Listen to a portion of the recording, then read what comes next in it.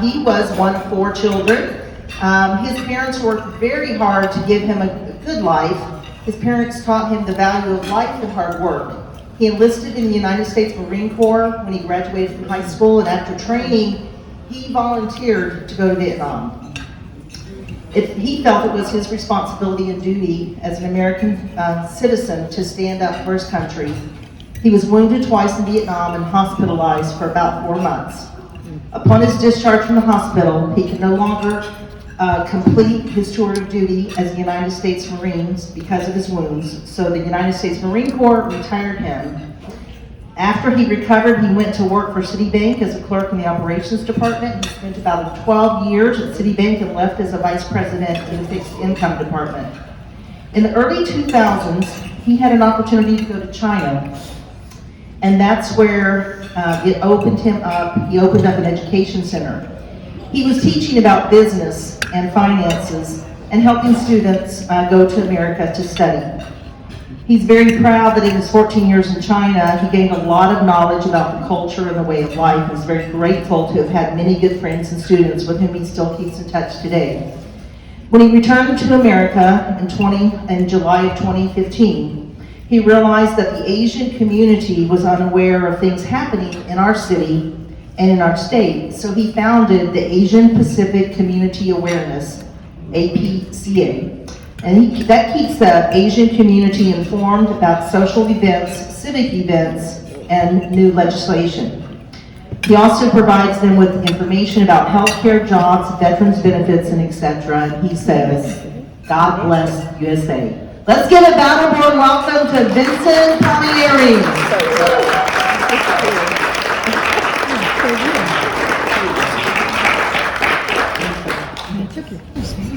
Good evening, and thank you all very much for this opportunity.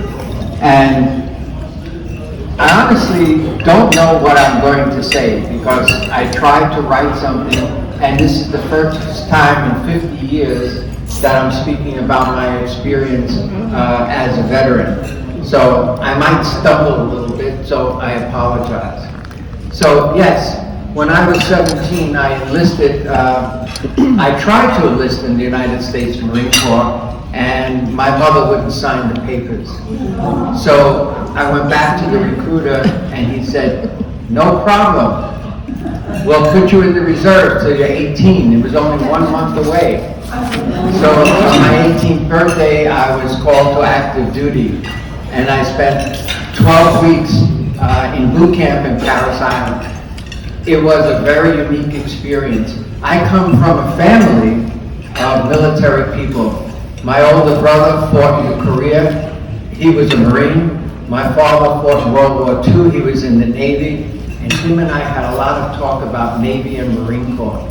And I have 2 cousins that also served in Korea with the Marine Corps. One received the Silver Star.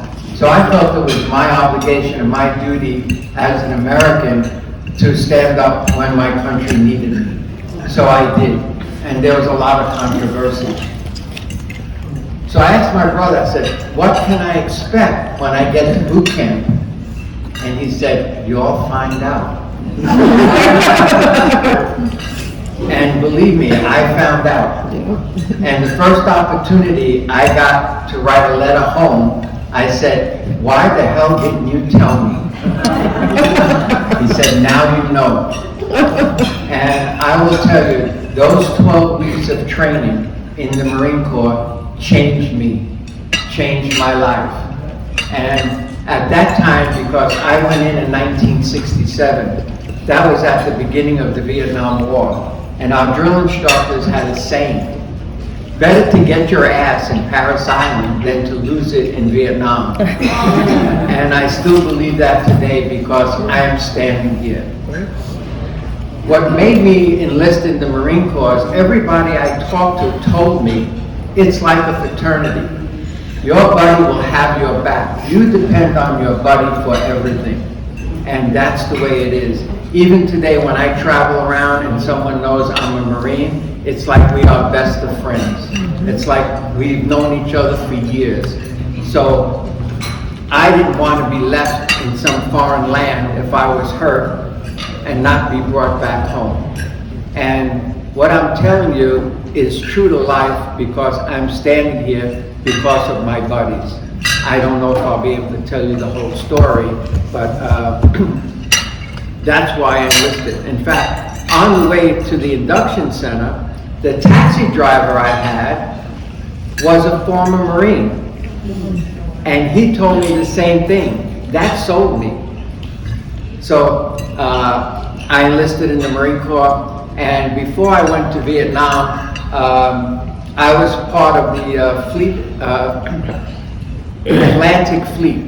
That means we float around in ships in the Atlantic Ocean in case anything breaks out. And at that time, there was an election in the Dominican Republic, and the president ordered us to go to the Dominican Republic for police duty.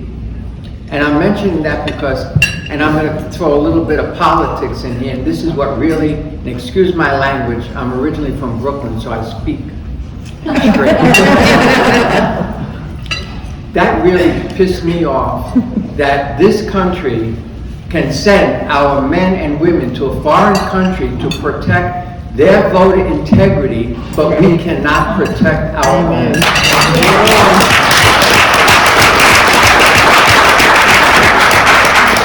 And after that, I got orders that we were going to Panama for jungle training before we went to Vietnam. That's where I learned how to catch snakes, know how to scale them, eat them, iguana, monkey, and, well, maybe I shouldn't say that, you guys are eating. And that's what it was about. And we were put in the jungle, what we call Marine Corps fire team of 4 men. And we had to survive for 1 week in the jungle with 1 canteen of water and no food. So we had to live off of the land. And in case you didn't know it, the top of the palm tree is very delicious. Just got to get there. You just have to, yes. You just have to find a way to get up there. And then when I went to Vietnam, my family, of course, all came to the airport at JFK, and my girlfriend at the time, honey, don't get angry, there was a woman before you. I got on the plane, I looked out the window, and I saw my family standing there. And that is something that I don't know how anyone feels, but when you look at your family and you know where you're going, and you don't know if you're coming back, it is very difficult. And then when we landed in Da Nang, and when you land in Vietnam, in Da Nang, in the south, and you get off the plane, the humidity hits you in the head like a baseball bat. That's how thick the humidity is. And what was emotional for all of us getting off the plane, the flight attendants, and back then they were called flight attendants, stewardess, not flight attendants, excuse me. They brought tears to our eyes because they knew that all these men getting off this aircraft may not be coming back home. And then when I was in Da Nang, and I was assigned to a company, which was the 3rd Battalion, 3rd Marines, and they said, you're going to the rock pile. I said, what? They said, rock pile. So I asked one of the Marines next to me, I said, what's the rock pile? He must have knew my brother because he said, you'll find out. And I found out. The rock pile was nothing more than a mountain of all rock, just like you see here in Vegas, but very tall. And it was embedded with the enemy. There was a cave system that was better than the New York subway system. I don't know if anybody's here from New York. I'm from New York. So, well, Susan, you know the subway system. There were caves, and we just couldn't find a way to defeat them. Every night, that mountain was being shelled. And the only way we can get Marines up there was by helicopter. And there was only 1 or 2 fire teams on that mountain at one time. And our job was to go and search into the caves and look for the enemy. But how we got down was we had to jump out of the helicopter onto a platform that was probably about 6 feet by 6 feet. And the rest of it was a straight drop. And I'll tell you this story because now I think about it. It's one of the things I can think about that makes me laugh. At night, we heard a lot of noise, and we thought it was the enemy coming up the side of the mountain. And we were very well equipped with weapons and grenades. So I looked at one of my buddies, he looked at me, we looked at the other guy, and we said, let's empty out the case of grenades. We're not waiting for them to get close. So we did. The next morning, we were ordered to go down the side of the mountain and find out who we killed, if we killed anybody. Do you know what we found? Baboons. That's something that a lot of people don't realize. In the early stages of Vietnam, we were faced not only with the enemy, but with the terrain and the animals, the snakes, the insects. And I remember on one night patrol, night ambush, we heard a noise, and it was our sergeant. He punched a tiger in the face. Oh my God.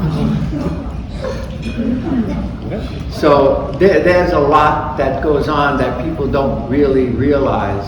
And of course, what did we eat? Sea rations.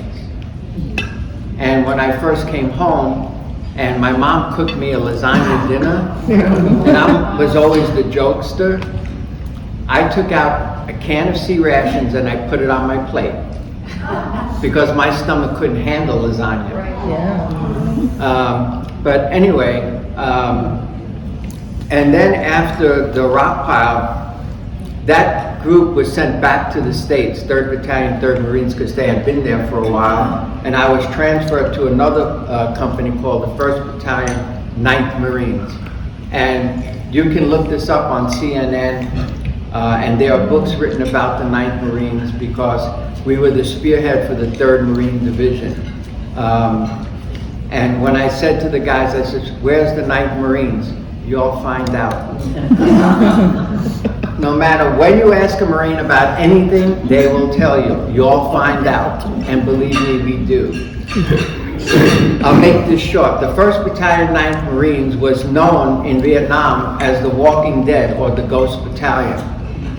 And I was stationed at a place called Con Thien. And there's a book called The Hill of Angels, and there's another book called Operation Buffalo. If you read those books, you will find out exactly what we were up against. Con Thien was, they tried to overrun it numerous times, and they couldn't. About 45,000 NVA hardcore soldiers dressed up as Marines trying to come across the wire. That was the second time that I got wounded. And at that time, I'm leaving a lot of little things out. At that time, I was appointed by process of elimination to be the company commander's radio man. And many military people here will tell you, especially in the Marine Corps, you are not, your first job is a rifleman, no matter what you're trained for, and you learn everything. And they just threw this radio on my back, and the radio was called a Prick 25, and it weighed about 25 pounds. And you never put the antenna straight up like this because you were a dead shot for a sniper. You had to put the antenna down so people couldn't see it. So you weren't that noticeable. And this one particular time, I'm standing in my bunker. Well, let me back up a little bit. Every night from our bunker, we could stand on the top of our bunker and listen to B-52s flying over into the north. And we could see secondary and tertiary explosions. So we knew they hit their targets. And then all of a sudden, at night, we never heard anything. we didn't know what was going on. And I didn't find out until we got back here that these idiots in Washington stopped the bombing of the North. Every morning, we would get up to what we called Ho Chi Minh Hour. We would take incoming rounds from the North, and we could see them. You could stand on your bunker. You can see the NVA and the Viet Cong loading into trucks going down to Route 1 along Laos and Cambodia into South Vietnam. And this one morning, we were getting shelled, and I was outside my bunker, and I saw a flash. So I reported it right away. And then we were ordered to get the squad together and go out and find it and destroy it. Unfortunately, before we could do that, one of the rounds, an RPG-6, landed in our bunker. And thank God for the radio, I was the only one who survived. And if it wasn't for my buddies around me, dragging me to the first aid station, I wouldn't be standing here. So it's very difficult when you go through that and you survive, whether you're injured physically or mentally, and you come back home. And coming back home was a problem. I mean, I grew up in Brooklyn, I always got into fights, but when I came back from Vietnam, I got into fights almost every day. Why? Because people called us baby killers, potheads, you name it.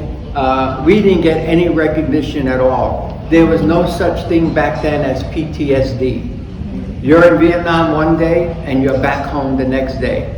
And they don't know how to help you. During World War II, during Korea, men came back home. They stayed in country for a while to regroup, and then they came back home. Not in Vietnam. So there are a lot of problems, and we've learned a lot, but we still have a lot more to learn about when our troops come back home. And I remember one day at Citibank, the guy behind me said, "Oh, we lost the war because of you."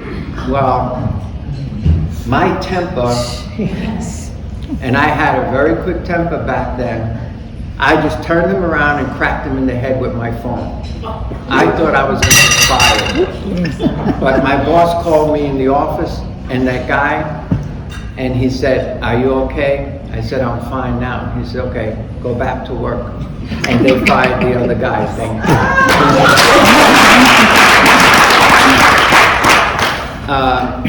The Marine Corps taught me a lot. I stand up for what I believe. I don't retreat. And when I came back, I think Jill mentioned that I was in China. I had an opportunity to go to China in 2000, and I took it because I like to travel. And I was always curious about, how did they make this great wall? What's so great about this wall? So I spent 14 years in China, and I learned a lot about the culture, and I learned a lot about Asian people. And when I came back here, because of what I've seen, I said, you know, I didn't fight and shed my blood for America to become a socialistic country.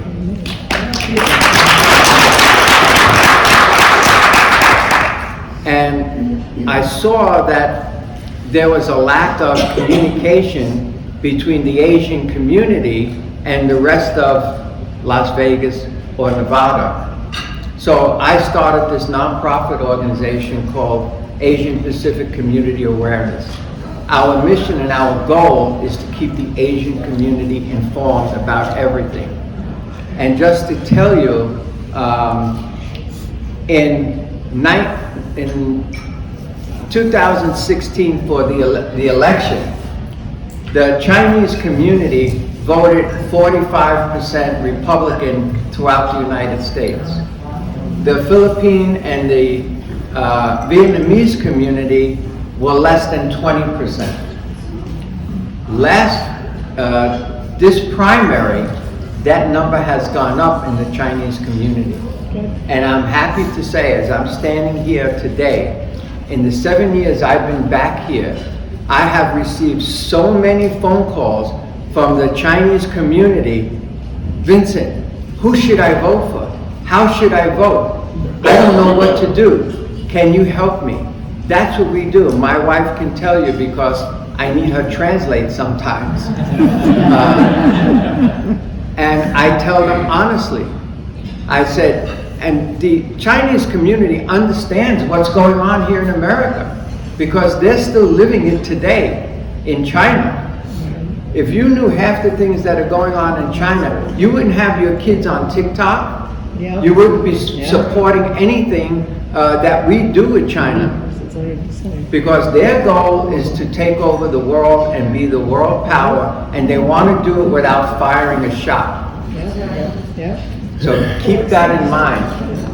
They're doing it through social media. So I had a hard time when I came back. I spent 4 months in the hospital, St. Albans Naval Hospital in Queens. And I'll tell you a story. I wanted to get married to a WM. A WM is a woman Marine. And when my captain called me in the office, he said, Palmera, I understand you want to get married? I said, sir, yes, sir. He said, well, if the Marine Corps wanted you to have a wife, we would have issued you one. Get All I can say is, there are a lot of wars that this country has fought. Some of us agree, some of us don't agree with the war. One thing we should all agree on, the men and women who go over there are willing to sacrifice themselves. And we should not focus on anything but those people and honor them when they come home.